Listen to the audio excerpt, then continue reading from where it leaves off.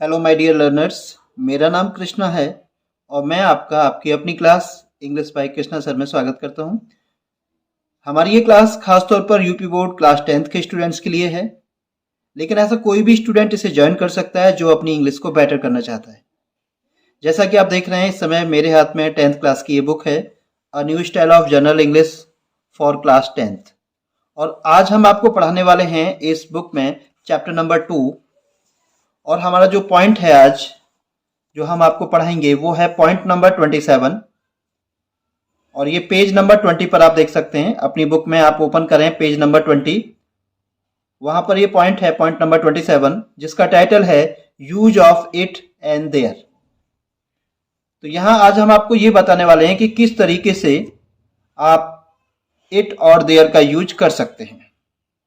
Okay, तो first of all मैं आपको बता दूं कि इट और देयर आपके सामने सेंटेंसेज में कई अलग अलग कंडीशंस में आते हैं, लेकिन कई बार इनका यूज एज ए सब्जेक्ट भी होता है।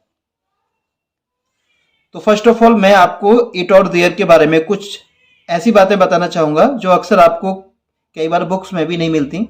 इस बुक में भी ज़्यादा डिटेल में नहीं दे रखा, लेकिन अगर ये इन्फॉर्मेशन आपको क्लियर हो जाती है तो आने वाले टाइम में आपको इट और देयर के यूज को लेकर के कोई कंफ्यूजन नहीं रहेगा।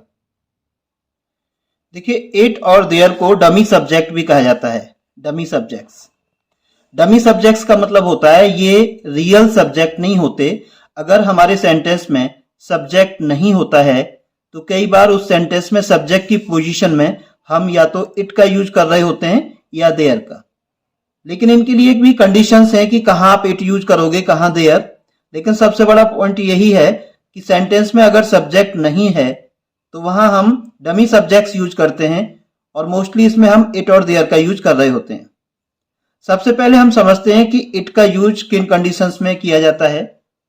आप देखेंगे जिन सेंटेंसेस के अंदर हम वेदर यानी मौसम की बात कर रहे होते हैं, या टेम्परेचर की बात कर रहे होते हैं, या टाइम की बात कर रहे होते हैं, ऐसे सेंटेंसेज में रियल सब्जेक्ट नहीं होता है, और उस कंडीशन में सेंटेंस में सब्जेक्ट की पोजीशन में हम इट का यूज कर रहे होते हैं।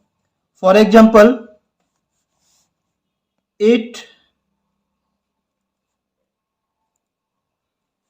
इज वेरी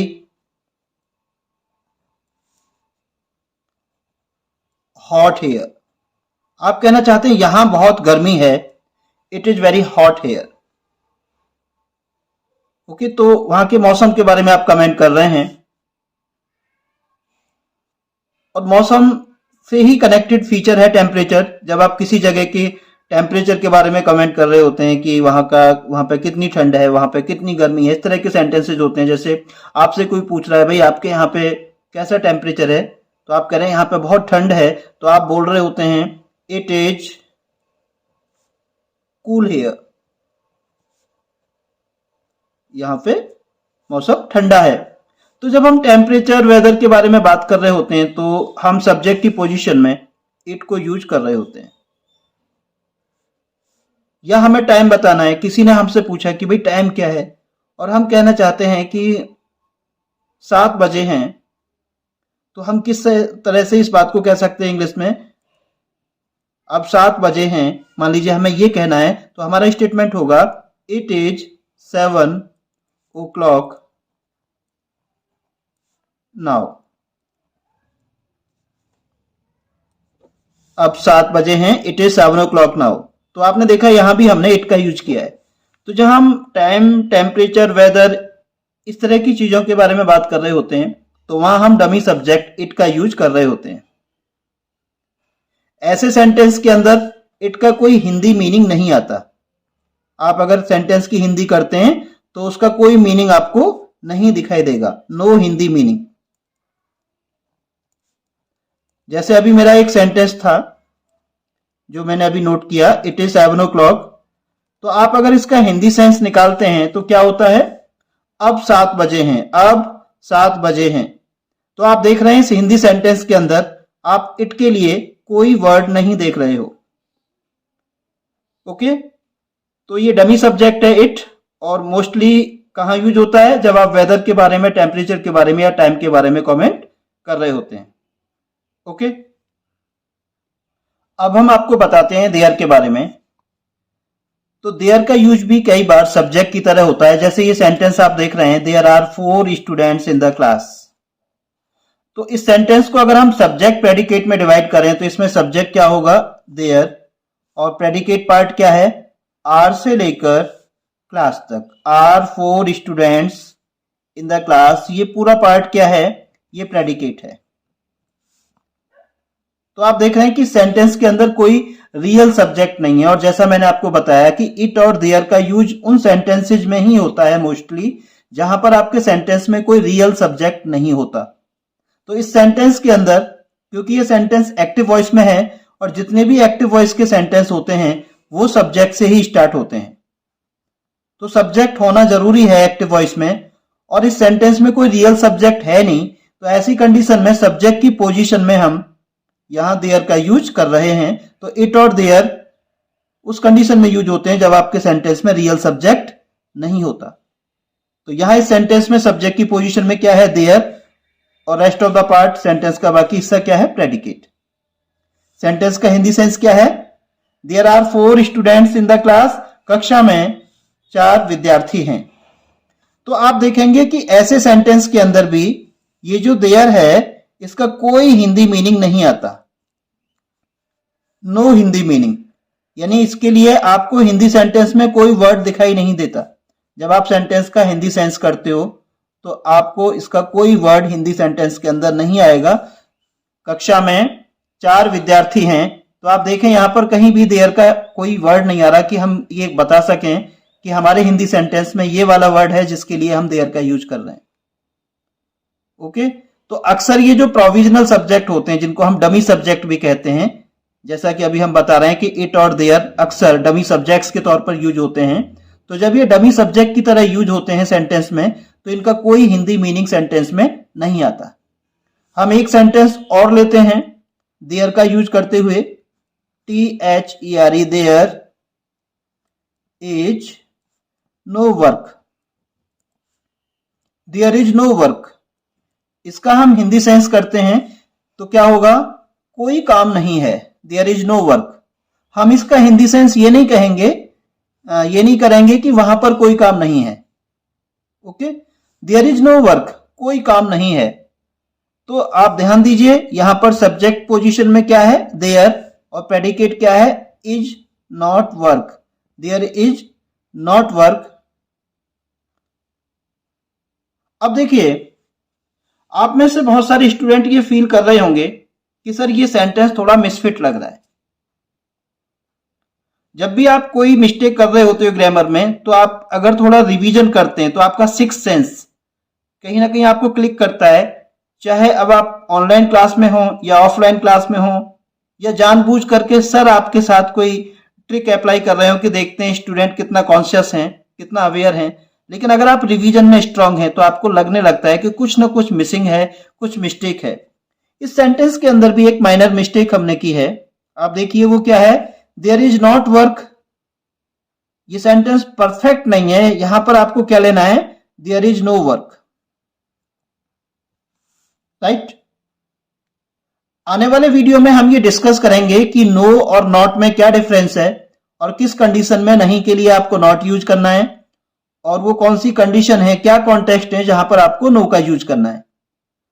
तो हमारे इस चैनल पर आपको इस तरह के बहुत सारे वीडियोज लगातार देखने को मिलेंगे जो माइक्रो ग्रामेटिकल इश्यूज हैं, जहां पर ज्यादातर स्टूडेंट गलती कर देते हैं, उनको हम डील करने का प्रयास करते हैं, उनको हम एक्सप्लेन करने का प्रयास करते हैं, जिससे कि हमारा स्टूडेंट माइक्रो से लेकर मैक्रो तक, यानी एक छोटी से छोटी जानकारी से लेकर बड़ी से बड़ी जानकारी तक हर चीज हम यहाँ प्रोवाइड करें और वो अपनी बुक को बहुत डीपली कर पाए।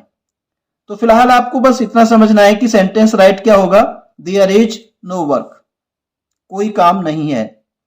तो सब्जेक्ट क्या है, देयर, और प्रेडिकेट क्या है, इज नो वर्क, राइट। ये हम आगे वीडियो में डिस्कस करेंगे कि नो और नॉट में क्या म्यूचुअल डिफरेंस है और इनके कॉन्टेक्स्ट क्या है। फिलहाल आप समझ रहे हैं कि देयर और इट डमी सब्जेक्ट्स होते हैं और किन कंडीशन में हम देयर का यूज करते हैं। तो देयर अपने आप में जब डमी सब्जेक्ट की तरह यूज होता है तो कोई हिंदी मीनिंग नहीं देता, ओके। और दूसरी बात यह है कि देयर ऐसे सेंटेंसेज में किसका काम करता है? इंट्रोडक्टरी एडवर्ब का काम। इंट्रोडक्टरी, INTRODUCTORY,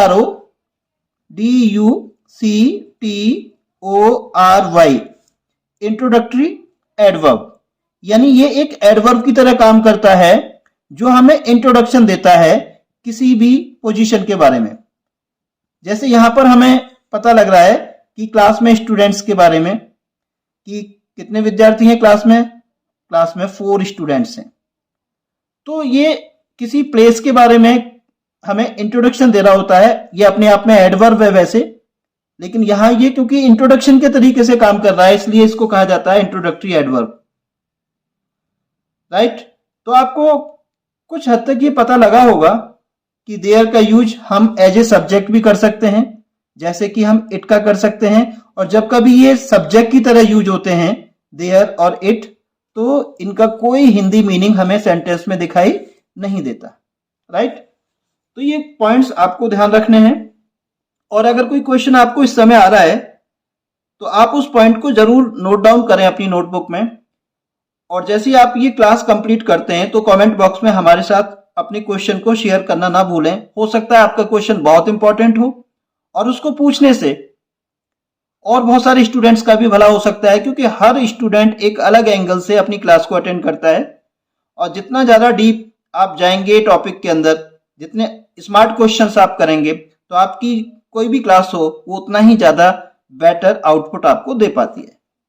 ओके, तो अपने क्वेश्चंस को सेव करें और हमेशा शेयर करें। तो डियर स्टूडेंट्स, ऐसा नहीं है कि हमेशा इट और देयर म्यूट रहते हैं, इनका कोई हिंदी मीनिंग नहीं होता।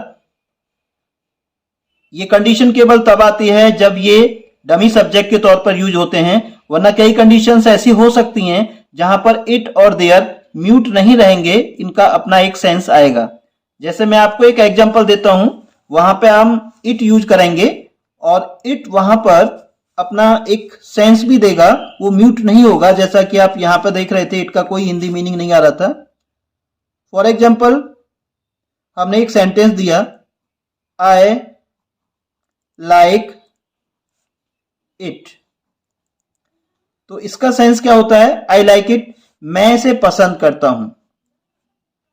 तो यहां पर जो इट का सेंस आ रहा है, यानी जो इसका हिंदी मीनिंग आ रहा है, वो क्या है?